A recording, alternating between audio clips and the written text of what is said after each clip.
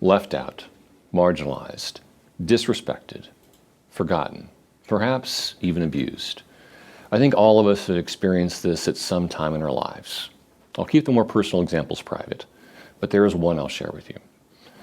Growing up in Seattle, in an effort to prop up my failing grades with the help of my parents, I developed a large notebook that organized all my classes. It had colored tabs, a big ring, and places for my special pencils. I carried it around with pride at my side, and at the appropriate class, I would pull it out and try to organize my thoughts and my studies.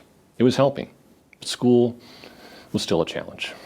I didn't fit in, and classmates can be terribly cruel in high school. One cold fall day, I was walking to my class, and one of the students who seemed to take a particular pleasure in tormenting me walked up behind me, kicked the notebook out of my hands, and I watched in horror as it hit the ground, popped open, and all the papers flew out and scattered in the wind. I fell to my knees and through the tears tried to put it all back together as flocks of students passed me by as if I didn't exist. I don't share this story to ask for your pity because I think we all have a story like this. We've all been forgotten. We've all been disregarded. We've all been left alone, just wanting a place to belong. And now, in COVID, that wound seems somehow still fresh. Separated from our loved ones, isolated and feeling alone, we just want a place to belong, a place where love can flow free, where what's been taken can somehow be restored, where wounds can be healed. Today, you will hear stories of such a place. You'll hear how your YMCA is a place of belonging, a place of healing, a place where we are trying to live out the words of Apostle Paul, who reminded us that love never gives up, never loses faith, is always hopeful, and endures through every circumstance. Let us pray. Dear Heavenly Father, just guide us today. Help us to make our YMCA a place of belonging. Help us to help heal the wounds that we've had through COVID-19 and bring us to a brighter, better future. In your name I pray. Amen. You know, my mother used to say a long time ago, whenever there would be any really catastrophe that was in the movies or on the air, she would say, always look for the helpers. There will always be helpers, you know, even just on the sidelines. That's why I think that if news programs could make a conscious effort of showing rescue teams, of showing medical people, anybody who is coming into a place where there's a tragedy, to be sure that they include that. Because if you look for the helpers, you'll know that there's hope.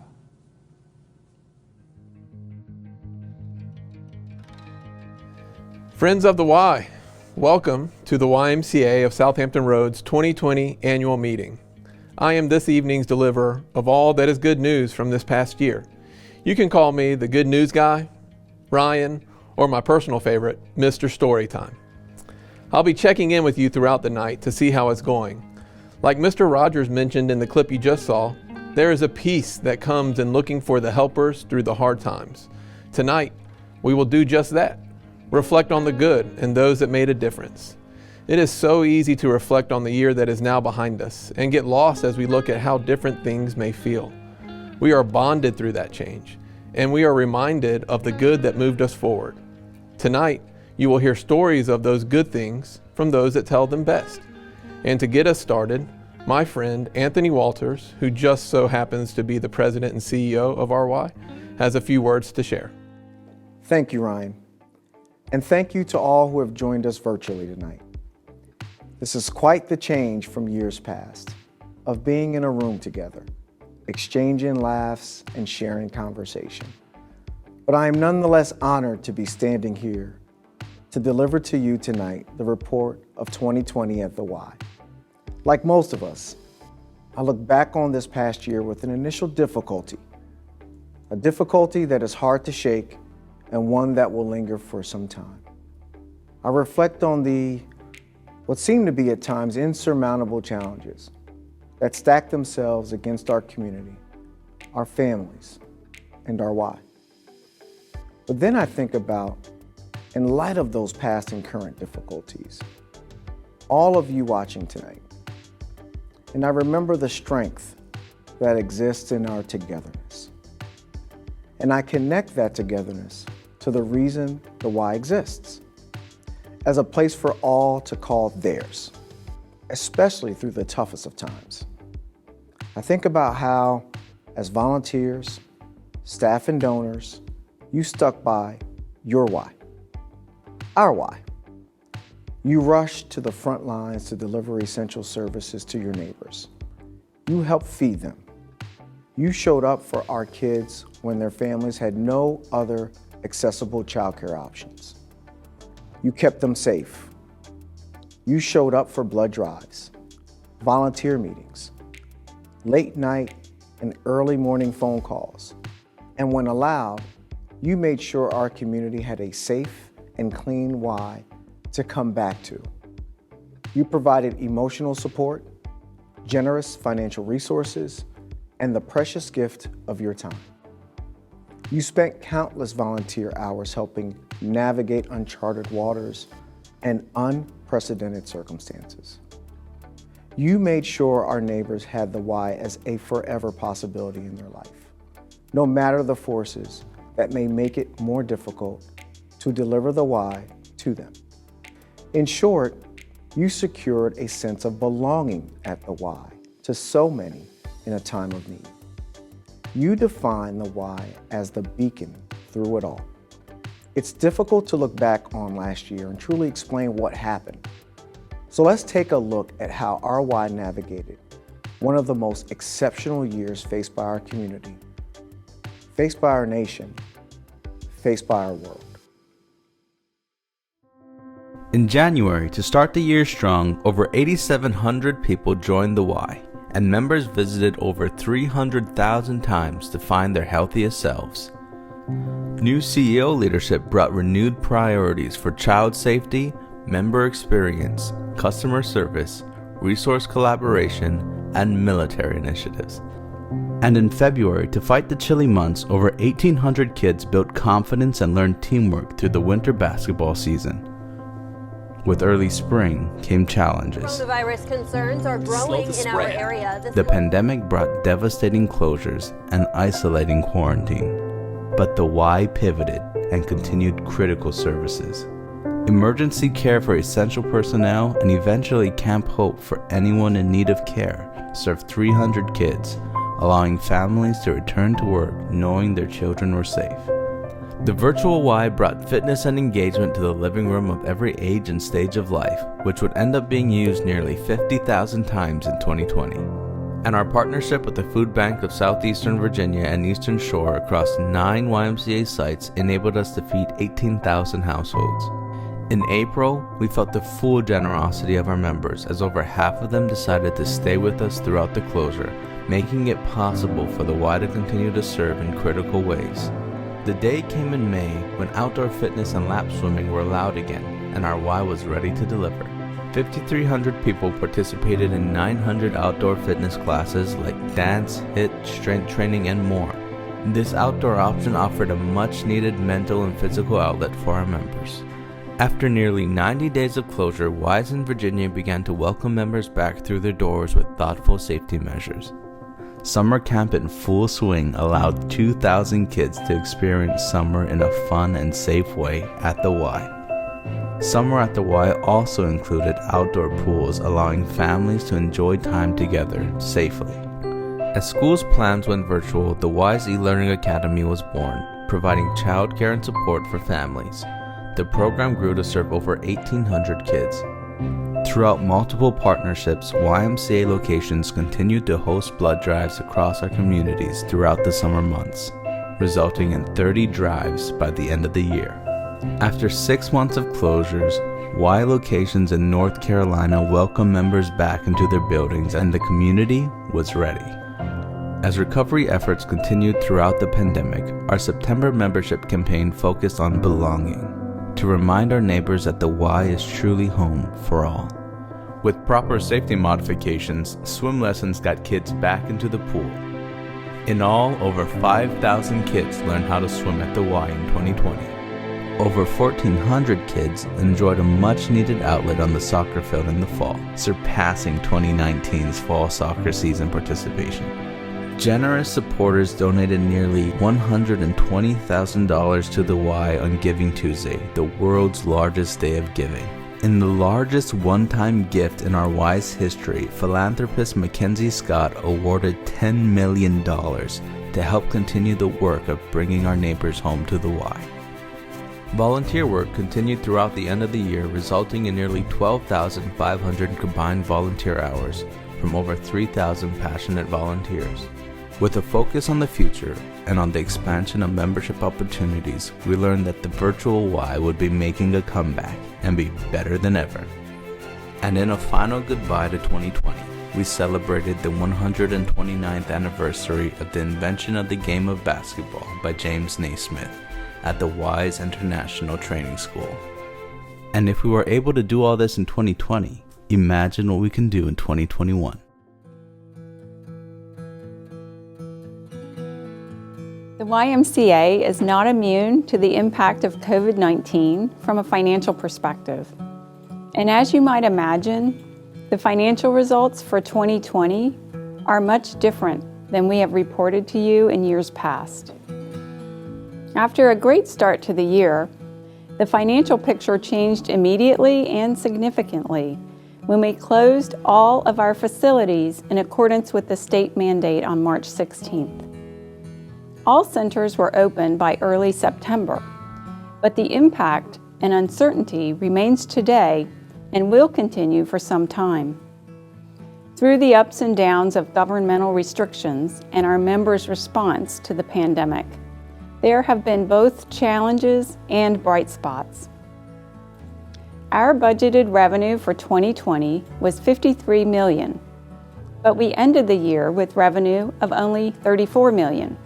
A shortfall of $19 million or 36%. The last time we had annual revenues in that range was 15 years ago. Clearly an unprecedented drop with significant impact requiring swift management response. Expenses were closely monitored and adjusted where needed. Many variable expenses declined with the closures of our centers. Expenses like utilities and staff costs. Other expense reductions came with cooperation from our partners and vendors, like debt deferrals and reduced national dues and insurance premiums. But some expense containments were deliberate efforts to mitigate the revenue loss, like delaying equipment purchases, repairs and maintenance, and staff furloughs and layoffs, the most painful of all. In the end, we closed the year with a $1.9 million deficit. There were some bright spots, starting with our supporters, who continue to fill our future with hope. Due to their generosity, I am pleased to report that we met our budgeted fundraising target, a significant achievement in such trying times. Additionally, management was able to garner federal funding through the CARES Act, which provided in excess of $2 million to support our child care program. But the most surprising and positive news was an incredible $10 million gift in the form of an unrestricted grant from an individual benefactor, Ms. Mackenzie Scott. The impact of her generous gift cannot be overstated. It delivered a significant cash infusion, bolstering our liquidity. It is already sustaining our Y by shoring up our operational capacity and providing leeway to strategically chart a path for our future. Without it, I would be sharing a very different financial picture with you this evening. We are ever so humbled and grateful to Ms. Scott for entrusting our local Y to steward her gift. And the final bright spot I will mention are our steadfast Y members, who represent the financial cornerstone that we build our Y upon. Our core membership base is our sustenance by any measure of the Y success. And as you can imagine, many of our members were and still are faced with financial dilemmas in the midst of this pandemic. Even so, just over 50% of our membership revenue was sustained during the months that our family centers were closed. These members deserve our special thanks, and we should be keenly aware that their continued support enabled the YMCA to open all of its family centers. I want you to know that both the staff and the board are working very hard and are committed to managing the finances to ensure financial stability for many, many years to come. We are determined to steer the Y in a direction that maximizes services and options for the community we serve while remaining fiscally sound. Thank you for your continued support.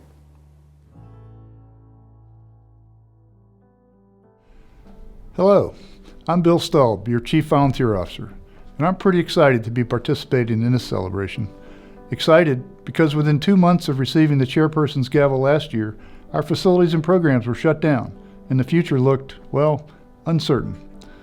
Thankfully, as you saw in the video which captured the highlights of last year, the YMCA spirit proved to be irrepressible, and your Y not only persevered but pushed forward new programs and new critical services as both COVID and cries for social justice gripped our communities. You've just heard from Kathy Abshire, our treasurer. Kathy mentioned a significant grant received last year. While we deeply appreciate all our donors, on behalf of the board, our association, and our communities, I would like to offer a special thank you to Ms. Mackenzie Scott for graciously including our association in her philanthropy last year. Kathy is one of many volunteer board members who provide oversight and guidance to the Y's professional staff at the corporate level and in our family centers. I am pleased to present the 2021 corporate officers who have agreed to continue in their volunteer leadership roles to help carry the Y torch forward into this next year. A hallmark of the Y has always been dedicated and passionate volunteers, and this year was no different. So now I'd like to recognize and celebrate the 2020 Volunteer Service Award winners. Across the association, and even with the challenges imposed by the pandemic, hundreds of volunteers continued in their many roles, from youth sports coaches to food drive organizers, and these individuals are recognized for their special roles for the past year. To all of our volunteers, with special congratulations to our award winners, know that we truly appreciate you and need you more than ever. I believe that this past year, a sense of belonging, combined with strong relationships and deep engagement between staff members, partners, and volunteers, that Y spirit I referred to earlier, carried us through. From here, the future looks, well, pretty bright for our YMCA and all the communities we serve. Thank you for being a part of our Y story. Our next piece speaks to how passion to serve others inspires a teenager to keep moving forward. Take a look.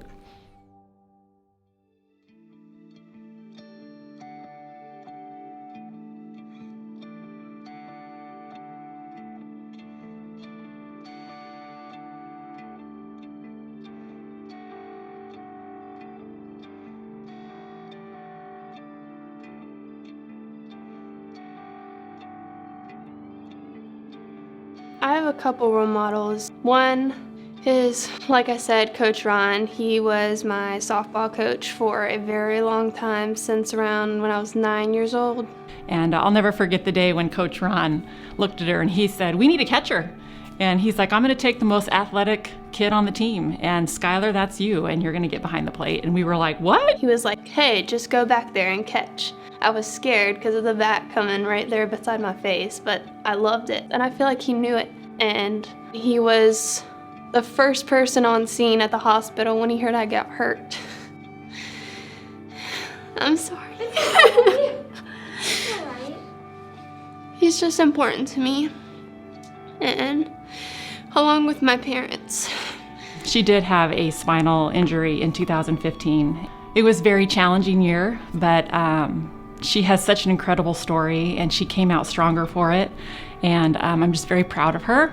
So when COVID hit her senior year, I was very sad to see that her junior year was taken away. they started talking about COVID, I was like, there's no way I could cancel and do all this. And then we got out of school, I was like, yeah, 2 weeks out of school, yay. And then it just all went away. And I was just doing my own thing. Like, I was still working out and keeping up, like eating well and stuff. And then I just kind of stopped. When the lights started getting darker in her room and I saw her getting sadder, I went up there and I was like, you know what, Skylar, this isn't happening. We got to get back out there. You know, COVID's not going to last forever. And we're going to go back to the gym and you're going to start training with Rick, because I knew that's where her heart would start to open back up. And the Y is a great place for that. You know, it's a place of community and support. And because I had been training with Rick, I knew what he would be able to do for her. So getting her back in here was the first step in the right direction to getting her spirits back up. I felt unmotivated because of COVID. Like, what if something else happened again? And he just changed, like, my perspective of working out. He was hardcore, like, intense. Skylar's training is very tough because I designed it that way. You know, I want to push them to their limits. Teens like Skylar and other kids that I'm training now, they're all focused. You know, they want to go to college and continue on with their athletics. And if they do continue on with collegiate athletics, they're going to get pushed by their coach, whether it's football or basketball or softball or baseball. They're going to get pushed. So I want them to be ready by the time they get to college and say, oh, I've already done this stuff with Rick. When I started working out with Rick, I realized that he wasn't there just for fun. Like, he knew what he was doing, and he knows exactly what to do. He talks to you while you're working out. He doesn't just train for just because. He'll finish sets with you. He'll work out with you. That's what I love about it. You got to listen to your clients. It's not all about you. It's about them. There's a lot of kids today that are lost and they need that direction. And athletic training, sports performance training, personal training is a way for me to put them on that right track and guide them in the right direction. Oh, hello again. Sorry, I was busy filling out my application to become a personal trainer because Rick, what an inspiration. And Skylar, I'm so happy you kept pushing yourself. I hope you have a happy, healthy rest of your senior year. Rick mentioned the power of listening as a key element in being successful when he trains a client. But when you think about it, listening is a key element in all that we do. We can't get by in anything we do if we don't listen. Listen to ourselves to keep ourselves healthy. Listen to the good advice of a friend. And for all of us at the Y, listen to our community to move us forward. The power of listening when coupled with a caring staff person has endless possibilities. It reminds me of Michael. This past year, Greenbrier family, staff, and community rallied to raise funds to buy him the perfect ride, an adaptive tricycle. While we're on the topic of superstar staff, it is time I toss it over to my friend, Dean Maddox. Dean has the most fun part of the evening, besides, of course, my role as a good news guy. Dean, what do you have for us? This annual award is presented to a YMCA of Southampton Roads exempt staff member who uses the Y's mission, cause, and brand to strengthen the community through youth development, healthy living, and social responsibility. This year's award winner exemplifies and demonstrates outstanding professional excellence in her Y as a cause-driven leader, support for our neighbors by enhancing the Y's cause-driven presence in the community, and ownership in fulfilling the Y promise and mission. You know what? This is something that should be done in person. Come with me. Our first winner addresses community needs through programs and helps guide, educate, and mentor Y leaders and promote access, diversity, and inclusion for all. She began working for the Y in 1996 in Florida and made her way to Southampton Roads in 2007. She began working at both the Taylor Bend and Portsmouth YMCA and Aquatics. Her water, tai chi, and fitness classes were member favorites. Over the years, she's grown swim programs to surpass all of our expectations, and she's taught countless staff life-saving CPR skills. Congratulations! Her tireless efforts on the pool deck bring joy and excitement to all, and she brings families together at the Y. She has events like underwater pictures with Santa. How is that possible? And pumpkin patches in the pool. Please join me in congratulating Vicki Coleman for our first 2020 Professional Excellence Award winner.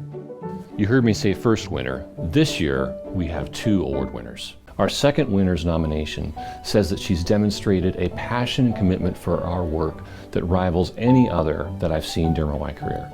She represents the Y's core values, both inside and outside the Y. She was a regular face and friend at the food bank distribution events last year, and she volunteered outside of the Y for Meals on Wheels to bring food security to our neighbors during the height of the pandemic. As a leader within our Y, she's pivoted and adapted to new responsibilities and challenges throughout the year. She was instrumental in delivering swim lessons to the underserved communities, and she's a dedicated fundraiser, raising over $40,000 each year for the past 2 years. Please join me in congratulating Melissa Scraba as our second 2020 Professional Excellence Award winner. Congratulations again to both winners. We are lucky to serve alongside you.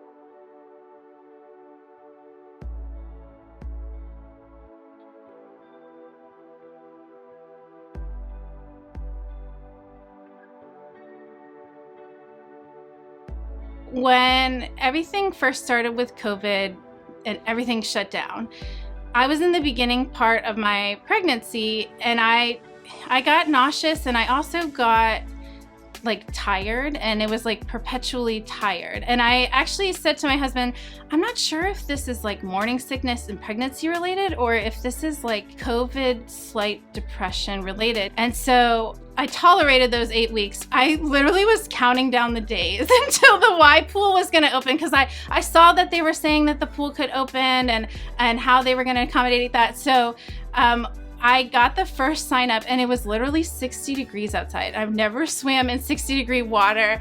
And I was like, I just have to go, Marvin. I have to go to the pool. I'm going crazy. And I got in the pool, and it was amazing. It was so important for us to work together with our volunteers, the local communities, our government, and our staff to develop a plan for reopening quickly and also safely to serve those people in their time of need.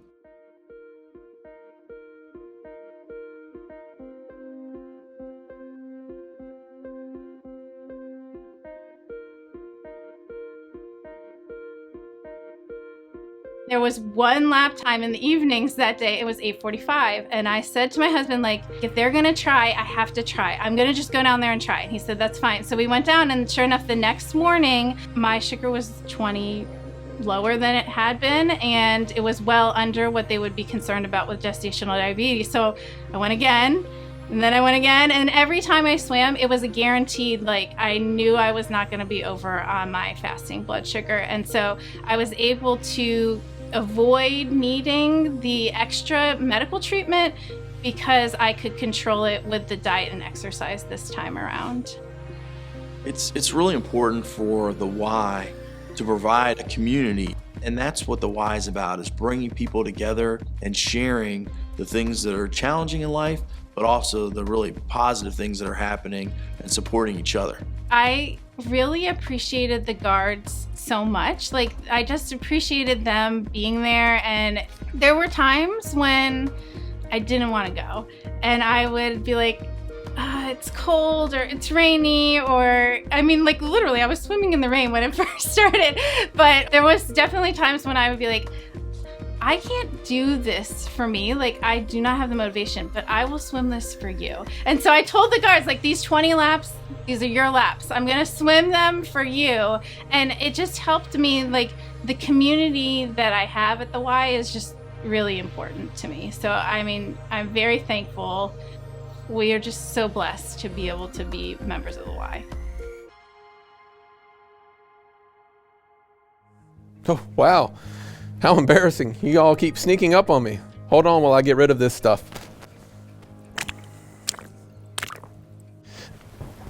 All right, sorry about that. I'll tell you what, that last story reminded me of my days guarding the pool at the Outer Banks Y. But it really reminded me of the need for all of us at the Y to serve our community. We are all here for just that. It is ingrained in our DNA. It is why we started filming to launch our first virtual Y just one day after the pandemic forced closures. It is why we activated our partnership with the food bank to help address food insecurity across 9 YMCA locations, and why it was a no-brainer for us to decide to offer emergency childcare, then summer camp, and then the Y's e-learning academy.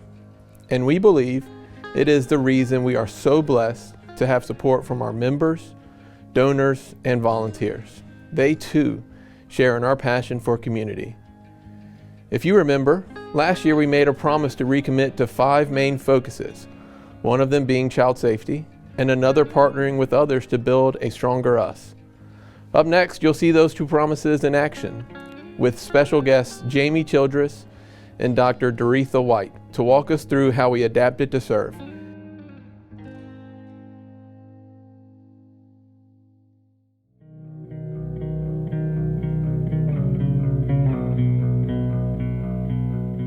I can only imagine how difficult planning would be, right? So can you give us an insight to what planning was like on your end during this entire pandemic, I guess all the way back in March of 2020? Yes, Jamie, I think it's critical to go back to March 2020.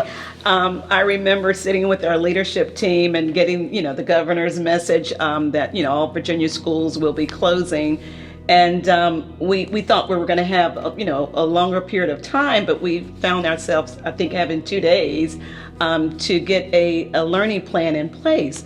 And, we have phenomenal leadership in Norfolk Public Schools, and we were able to, in 2 days, get learning packets into every child's hand.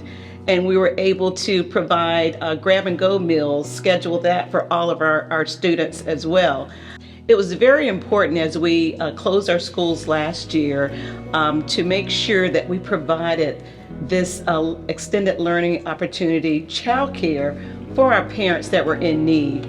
So working with the Y, it was just a great partnership. It was like 2 minds working together because we both had the same vision of ensuring that our children were being provided great learning opportunities, quality learning opportunities. And when you discussed the e-learning program with me, I was like, Jamie, were you here planning with Norfolk Public Schools when we talked about our online learning platform? Kids were engaged. The instructor was going around making sure that everyone was signed in.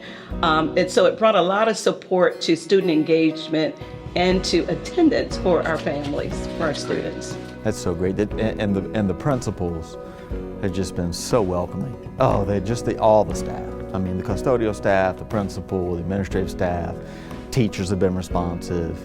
So being able to partner with the Y, being able to use Norfolk Public Schools facilities to provide child care opportunities for our families in need, it was a true blessing during the pandemic. And we're coming back as a hybrid model. Do you feel that you will have the capacity to continue to work with Norfolk Public Schools as we reopen our schools in this hybrid model form? Absolutely, absolutely. We have, like many organizations, already laid out multiple different options. So it's almost like a computer program. If the school does this, we'll do this, type of response. What we're planning for is I would imagine a couple days in, couple days out. We will offer full day in and before and after school care. We have one of the silver linings, I think, for us has been our ability to pivot and be nimble enough to transition and change overnight to modify our services to match the community. So, after this, I think we can do anything. We can accomplish anything together. We joke in-house that our child care staff are on week 35 of summer camp. So they've been going nonstop. But we have been so blessed to have so many great teammates who want to do this for the right reason. And that's the thing we were talking about before this segment is how the community came together and we all embraced and held hands, and it didn't matter about business lines, it didn't matter about some of the things, and what really mattered was doing what's right for the kids. and you know, that's what our staff have been doing since the start of this. So, and I think we did that together. Yeah. Well, Dr. Way, thank you for spending time with us today. Can't thank you enough for your leadership, your time, and most importantly, your willingness to partner with the Y and try to do what's right for our students. And thank you for having me.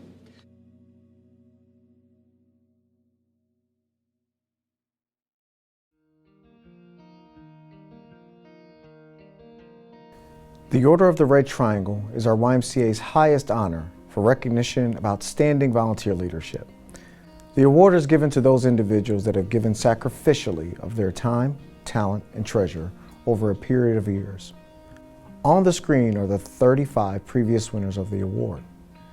It is my pleasure to read the resolution recognizing the 2020 recipient of the Order of the Red Triangle.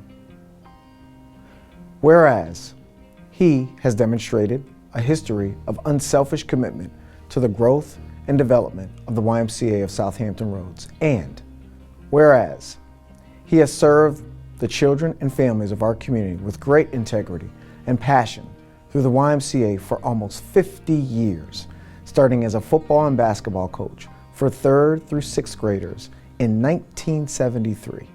And whereas he has served as a member of the Mount Trashmore YMCA Family Board for a decade and was involved in the planning and organization of the annual Turkey Trot and Independence Day races. And whereas he continued his service to the Y by joining the Corporate Board of Directors in 2011 and has chaired multiple board committees, passionately providing leadership for the growth and development of YMCA programs, facilities, and fundraising.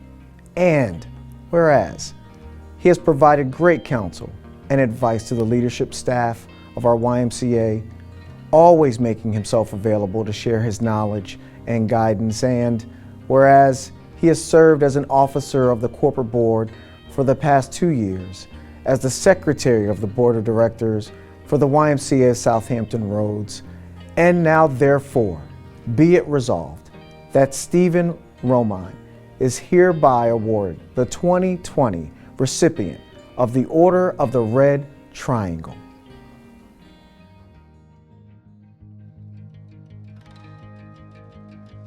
As my friend Bill mentioned towards the beginning of our presentation, volunteers help fuel the work of our Y. What you might not have realized is that Bill is also a volunteer, and he joins hundreds of other volunteers in their efforts to support our neighbors. In years past, the YMCA of Southampton Roads volunteers have dedicated over 30,000 hours of their time in hundreds of projects, from feeding families, to walking dogs at the animal shelter, to board service in our Ys. Earlier, we congratulated the Volunteer Service Award winners. Let's give them another quick round of applause. They represent the spirit of what makes us stronger, doing for others always.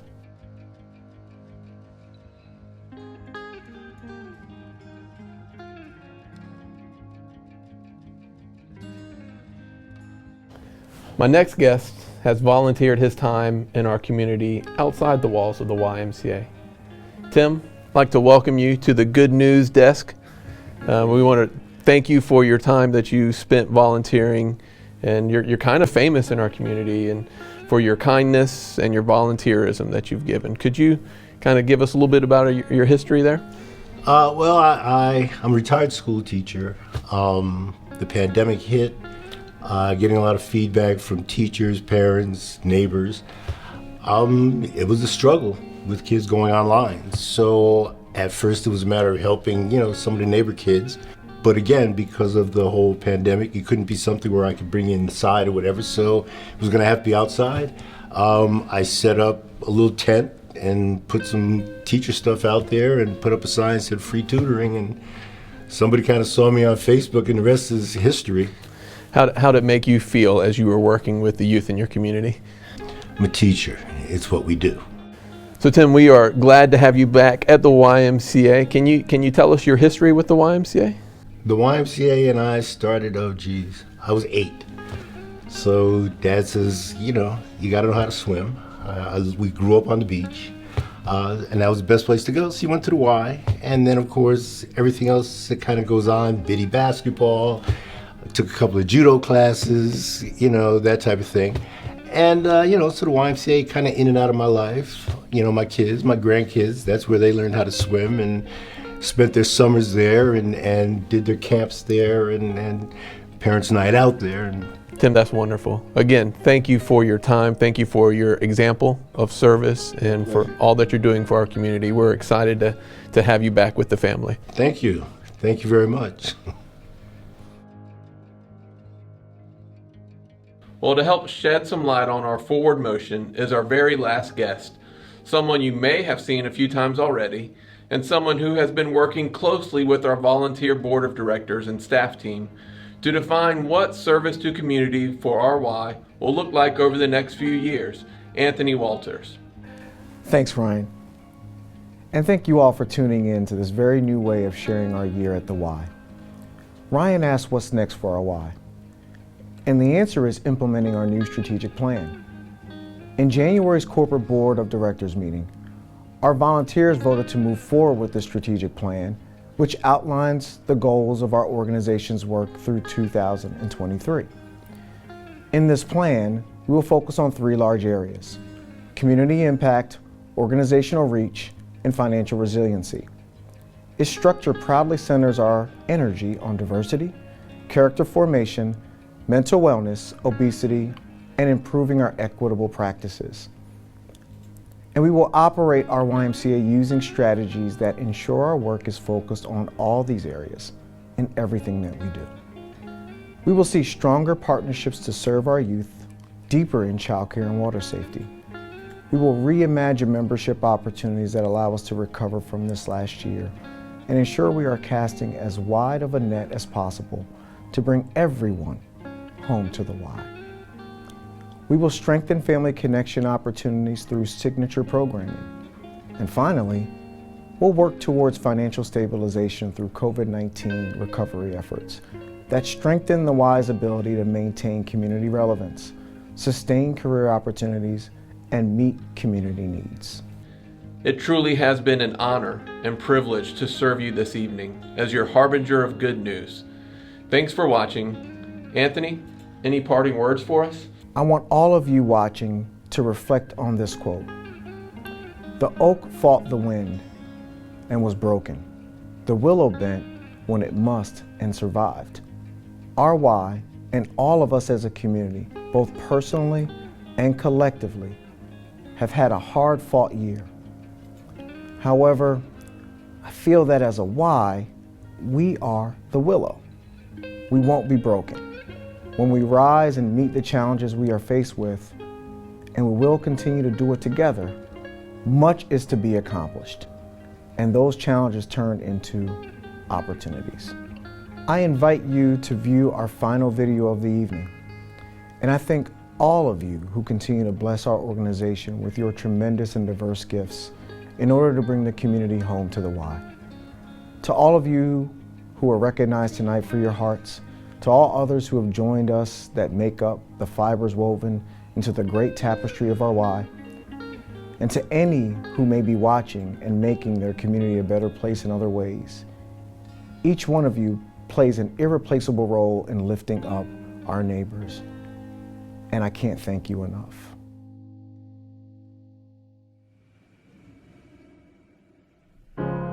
You're broken down and tired of living life on the merry-go-round, and you can't find a fighter, but I see it in you, so we gon' walk it out. Move mountains, we gon' walk it out and move mountains. And I'll rise like the day. I'll rise up, I'll rise unafraid. I'll rise up, and I'll do it 1,000 times again. And I'll rise up, I like the waves. I'll rise up in spite of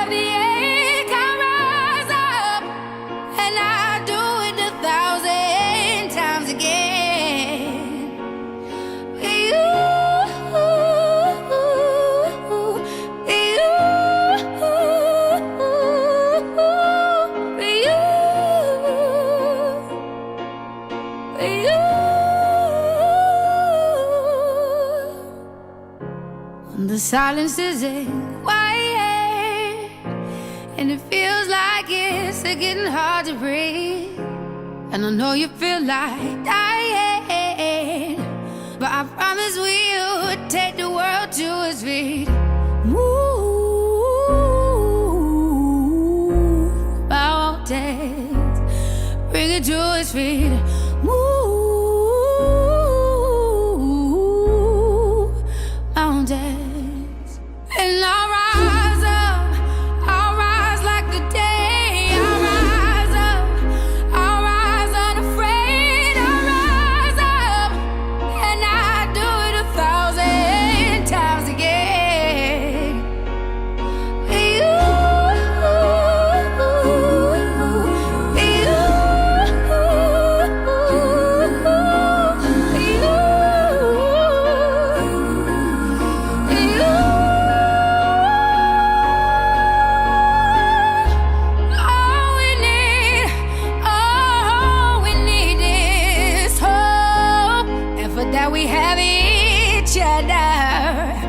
And for that we have each other, and we will rise, we will rise, we'll rise,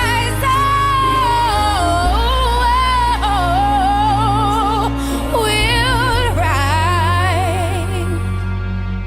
I'll rise up, rise like the day. I'll rise up in spite of the ache.